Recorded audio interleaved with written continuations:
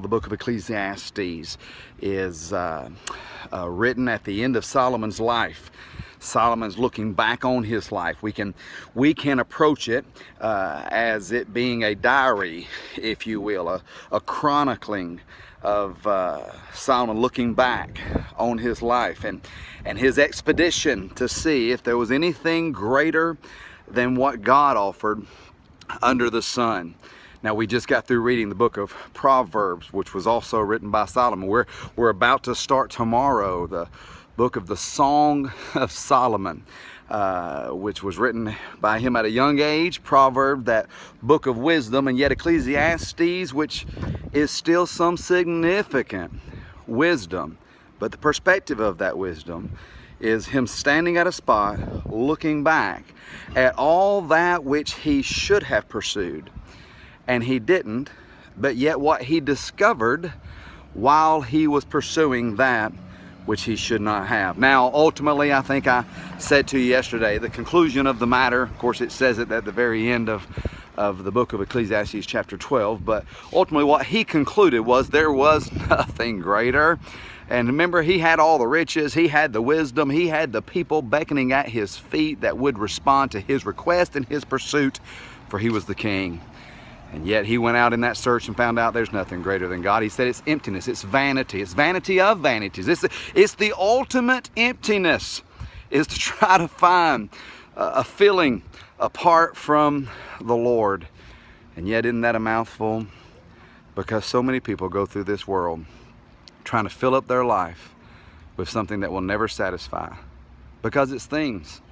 And all of us have that place that we were created with in our life that only the Lord can satisfy.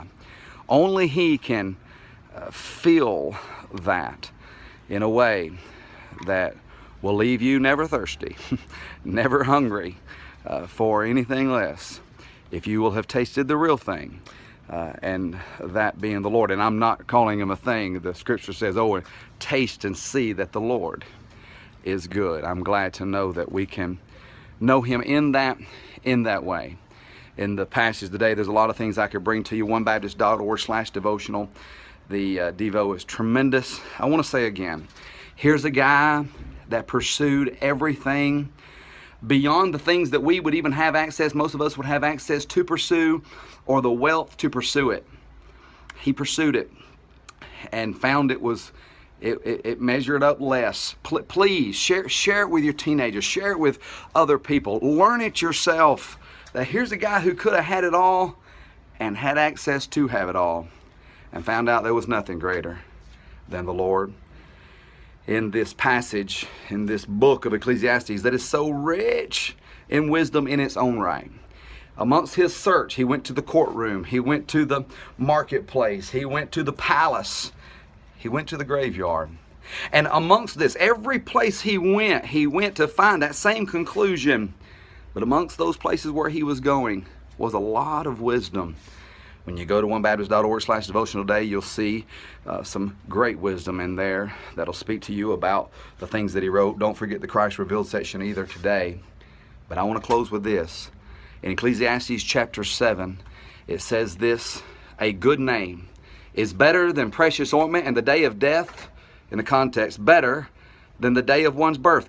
I thought Solomon was supposed to be wise. Didn't he ask for a blank check from God and God gave him wisdom? 1 Kings chapter 3, yes, he did. So what is so wise about that? Saying that the day of one's death is better than one's birth? Listen, it is better to go to the house of mourning than to the house of feasting. How could somebody say it's better to go to a funeral home, a place where people are mourning the dead, than to go to a place of rejoicing and partying? And how could somebody say that's better? That's not a wise guy, is it? He says in verse 2, for that is the end of all men, and the living will lay it to heart. What will the living lay to heart when you get around those situations of death? Is that this is not all there is. So be prepared for that which is to come. I hope you know Jesus. I hope it's Him who you're looking to fill that void, so that when it's your day, others will be able to say, it was good to be in the house of mourning, for I laid it in consideration of His life, and I made it reflective of mine.